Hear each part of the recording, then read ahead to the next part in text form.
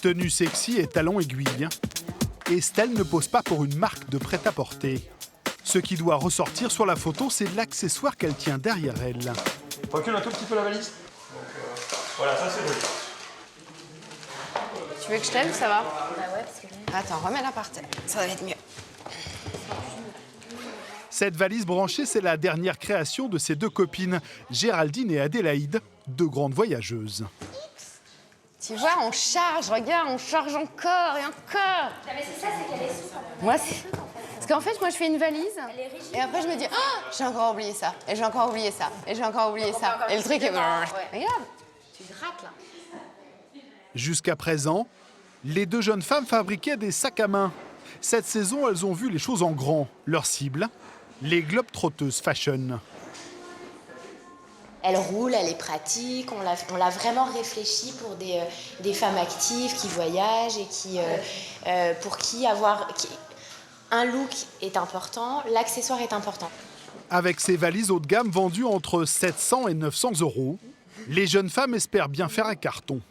Ok. Ouais, continue comme ça. Fini le boulet que l'on traîne derrière soi. Désormais, la valise est devenue l'accessoire de mode indispensable pour partir au soleil.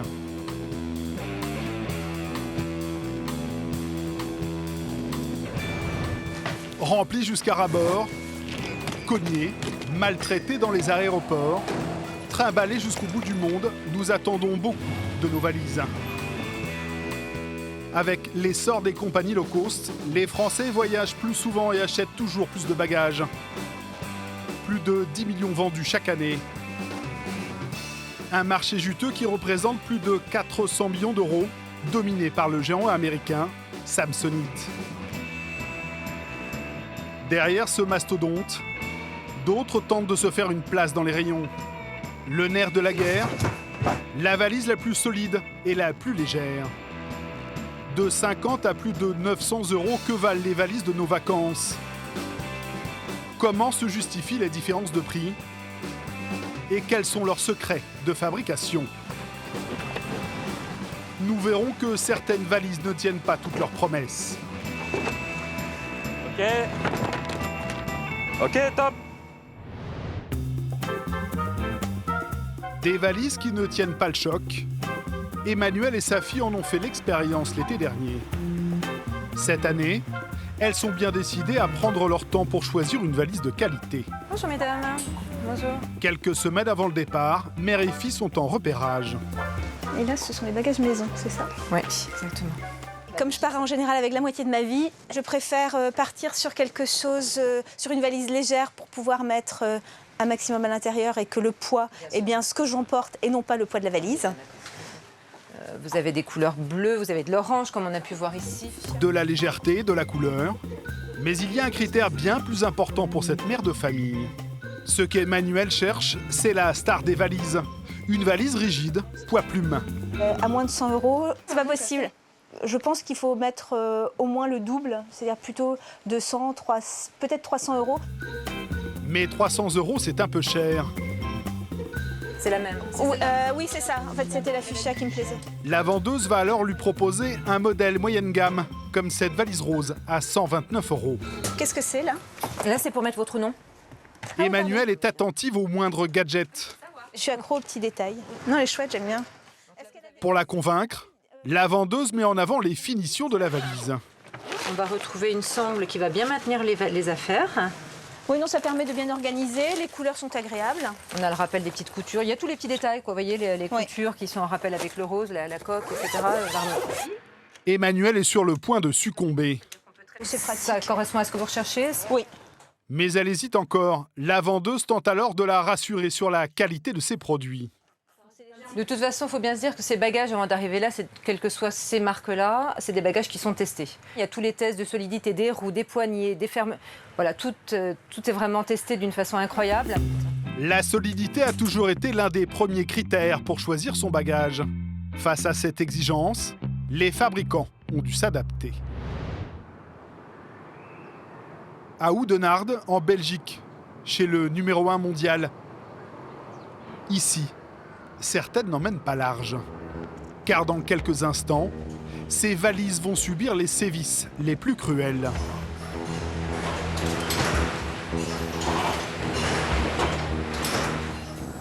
Secouées, cognées, écartelées, toutes sont maltraitées. Leur tortionnaire, c'est Liv, la responsable du laboratoire. Il souffre avec nous les bagages. Oui. Comment vous l'appelez cette pièce On appelle ça notre chambre de torture. Son travail, s'assurer que les valises résistent à toutes les épreuves avant d'être mises sur le marché. Ces machines imitent l'usure du temps à la vitesse grand V. Ce modèle va parcourir 32 km sur un trottoir cabossé, soit environ l'équivalent de 15 ans d'utilisation. Aucune partie du bagage n'est négligée. Avec les 4 roulettes, on peut en même temps même tourner avec la valise. Et c'est pour ça qu'on teste aussi maintenant les 4 roulettes et en même temps aussi la poignée de traction. Parce que une fois qu'on tourne, il y a beaucoup de traction, beaucoup de force sur les poignées. Résister à nos manipulations, mais également aux conditions extrêmes. Comme une pluie tropicale. Ou encore le tapis de bagages d'un aéroport. Hugo, sors la valise du congélateur, s'il te plaît, et pose-la sur la plateforme de test. L'ultime test, le congélateur. Après plusieurs heures passées à moins 12 degrés comme dans la soute d'un avion, le plastique des valises se fragilise. Cette machine reproduit une chute de chariot sur le tarmac. Et pour certaines valises, ces contrôles ne sont vraiment pas superflus. Alors Oui. Ça, c'est par exemple maintenant, c'était un test aussi, pour tester aussi la poignée. Et la poignée est maintenant cassée. Ça veut dire qu'on doit, parce que c'était dans un test pour un nouveau matériau, ça veut dire qu'on ne peut pas utiliser ce matériau, qu'on doit changer de nouveau du matériau. Test raté pour cette valise. Le fabricant devra trouver une poignée plus résistante. Cette solidité, la marque en a de tout temps fait son cheval de bataille. Le fondateur de Samsonite, c'est lui, Jesse Scheider. En 1916, cet entrepreneur se lance avec ses frères dans la fabrication de bagages. À l'époque, une valise ressemblait à ça, une malle en bois, 20 kilos et pas très pratique. Déjà, l'argument, c'était la robustesse, comme avec ses expériences farfelues. D'ailleurs, l'Américain baptise sa marque Samsonite en référence à la force de Samson, le personnage biblique. La première valise moderne apparaît en 1941, un bagage toujours en bois, plus léger, enfin presque. La marque révolutionne le marché avec la gamme Saturn à la fin des années 60. Des bagages dans un nouveau plastique, le polypropylène censé résister au poids d'un éléphant. Cette valise ultra résistante a subi une cure d'amincissement. Hey, my Samsonite! Elle pèse désormais 6,2 kg. Le succès est immédiat. Dans sa course à l'innovation, Samsonite subit son premier coup dur, 5 ans plus tard avec Delsey. En ajoutant des roulettes sur ses valises, le français marque un point. Une idée toute bête, devenue un standard. Depuis un siècle, les fabricants multiplient les trouvailles pour gagner des parts de marché. Mais c'est avec ce modèle que Samsonite a pris une longueur d'avance. Le best-seller des ventes. Les volumes qu'on a trouvés. Il est né ici il y a 7 ans dans les bureaux belges de la marque. Est-ce que vous avez trouvé quelque chose? Cette valise est le fruit de l'imagination d'Eric Simon, l'un des cerveaux de Samsonite. C'est pas mal aussi, le 34. Oui, c'est bien. À l'époque, il a pour mission de designer la valise la plus légère et la plus solide au monde. La robustesse doit se repérer au premier coup d'œil. J'aime bien de m'inspirer, comme vous voyez ici, sur la nature. C'est très important d'observer les choses, parce qu'un bon designer, ce sont des observateurs. En bon observateur, il pêche son idée au fond des océans. Le designer opte pour une forme qui suit les courbes du coquillage, un élément de la nature des plus robustes.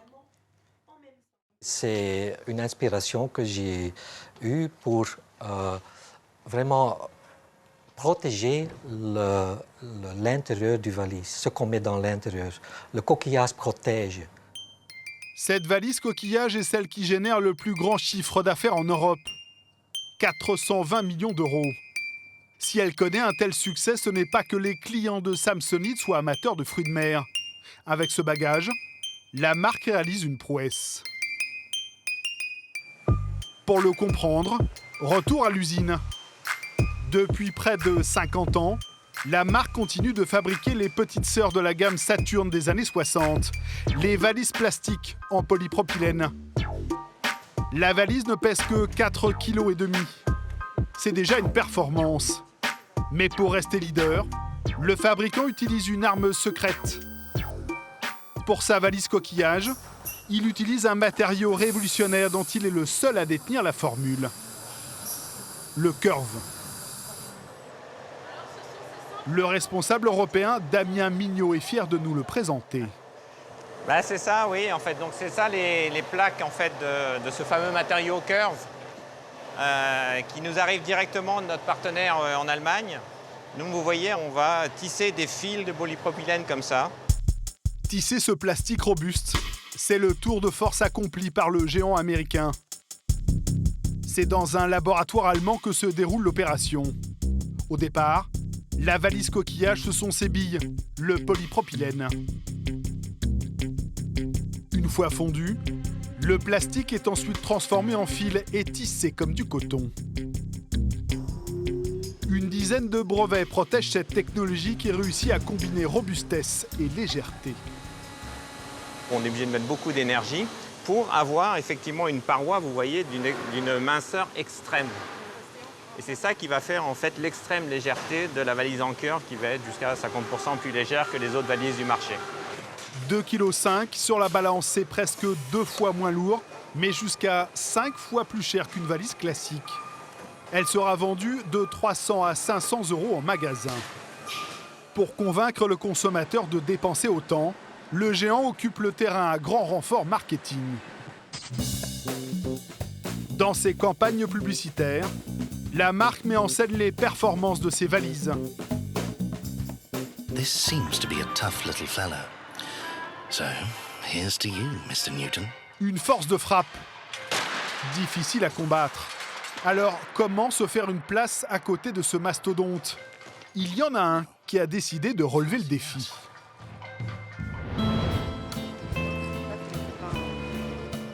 Il se trouve en Italie, à Venise.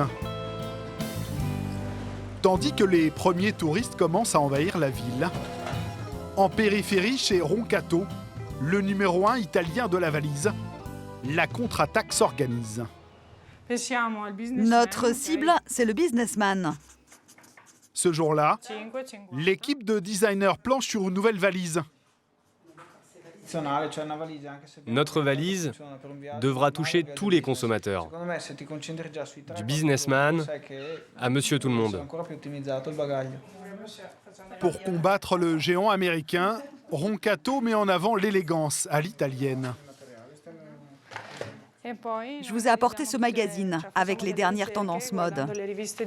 On s'inspire de Gucci, toutes les grandes marques de haute couture.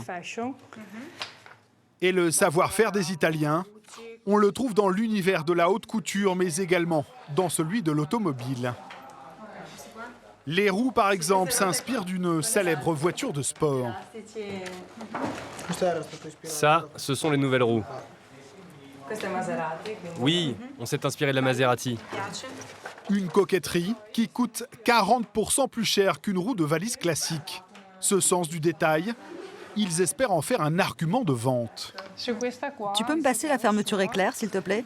Cette fermeture éclair, par exemple, est étanche. Un accessoire fabriqué sur mesure à Milan et inspiré des combinaisons de plongée. Ah, tu vas remplacer ça par le zip en cuir? Oui, il y a les mêmes motifs carbone. C'est élégant. Le must du raffinement, L'imprimé de la fermeture éclair est assorti à la coque.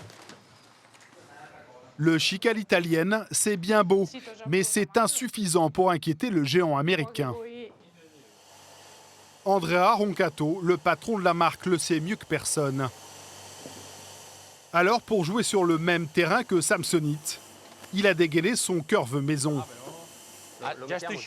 Laissez-moi vous montrer, regardez. Quoi qu'il arrive, le polycarbonate reprend sa forme. Le polycarbonate est utilisé dans la fabrication des casques de moto. Léger, il permet de produire des bagages poids-plumes à peine plus lourds que le curve. Dans cette machine, les plaques de polycarbonate sont chauffées à plus de 200 degrés, puis emboîtées sur ces moules qui peuvent coûter jusqu'à 500 000 €. Un investissement qui se répercute sur les prix de la valise. Chez nous, chaque coque coûte plus de 20 €. C'est déjà plus cher qu'une valise basique fabriquée en Chine. Chaque pièce est assemblée à la main. Cette valise estampillée Made in Italy est vendue en magasin 300 €. Mais doit-on toujours casser sa tirelire pour s'offrir une valise robuste ? À moins de 100 €, on peut trouver deux types de valises rigides. Des modèles de marque inconnue fabriqués en Chine. Et plus étonnant, des valises signées des grands noms du prêt-à-porter. Lee Cooper, Calvin Klein, Benetton ou encore Inès de la Fressange, fabriquées en Chine, elles aussi. La notoriété inspire confiance, mais ces bagages griffés à petit prix valent-ils ceux des marques plus confidentielles ? Pour le savoir, nous nous rendons à Aubervilliers, en banlieue parisienne, dans le quartier des grossistes spécialisés dans l'importation de produits asiatiques. Les marques inconnues sont souvent associées au bas de gamme. Rodolphe Hume en a bien conscience. Ce fabricant fait réaliser ses modèles en Chine depuis 34 ans. Sa marque ne vous dit sûrement pas grand-chose. Elite. Son modèle standard, nous allons le comparer à un autre, estampillé du nom du célèbre mannequin, Inès de la Fressange. Toutes les deux sont vendues environ 90 €. À première vue, elles sont quasiment identiques. Cette valise, elle pourrait être votre valise ? Oui, ça peut. Après, une valise, c'est. Vous avez 4 roues, une poignée, une tige et puis une coque. Donc, bon, après, une valise, les valises se ressemblent. Pourtant, il y a une différence. Une différence qui, selon Rodolphe, change tout. Pour la révéler, nous allons devoir soumettre ces deux valises à une expérience radicale. Rouler sur les deux bagages avec un utilitaire de plus d'1 tonne. Sous la roue droite, la valise de marque. À gauche, la valise que Rodolphe commercialise. Confiant, le fabricant a souhaité assister au test.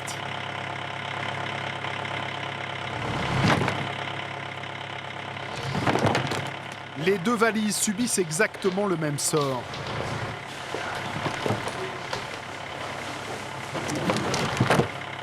Pour la valise de grande marque, le constat est sans appel.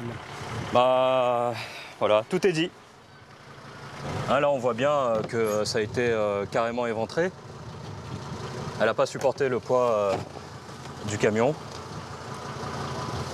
Voilà, sur la moitié de la largeur. Celle de Rodolphe n'a pas l'air en meilleur état. Ici... Du moins en apparence. Alors, elle a pris cher, hein. Je ne peux pas partir non plus en vacances avec votre valise. Alors, peut-être que vous ne pouvez pas actuellement, mais c'est peut-être récupérable.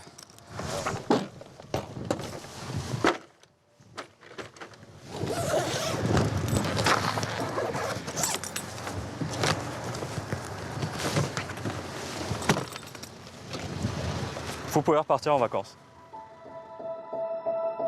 L'explication se trouve sur l'étiquette. La valise de Rodolphe est composée du matériau polycarbonate, le fameux plastique souple qui absorbe les chocs. Quant à la valise de marque, elle est fabriquée avec de l'ABS, Un plastique rigide notamment utilisé dans la fabrication des jouets Lego. Aujourd'hui, l'ABS coûte moins cher à produire que du polycarbonate. 3 fois moins cher à produire. Contactée par téléphone, Inès de la Fressange nous a confié avoir retiré sa licence au fabricant. Avant d'acheter sa valise, quelle que soit la marque, le prix et son origine, le plus important, c'est d'être attentif aux étiquettes. Cela pourrait vous éviter quelques déconvenues en vacances.